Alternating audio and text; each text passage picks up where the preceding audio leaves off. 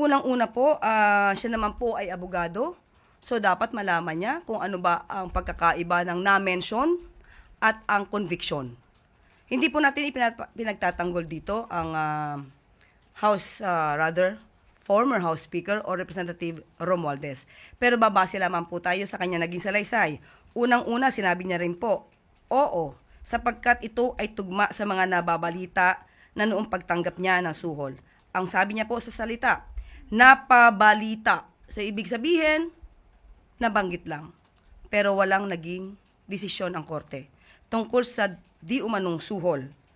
Pangalawa, sinabi niya po na bakit pinili ng Pangulong Marcos si Representative Martin Romualdez bilang Speaker of the House.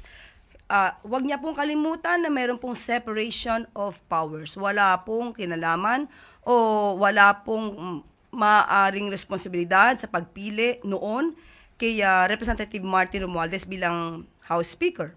So, wag niya pong kakalimutan yon. At yung binabanggit niya pong Delaware decision sa Delaware Court, muli, nakita po natin to pero wala rin pong mention na si Speaker Romualdez or si Representative Romualdez ay guilty.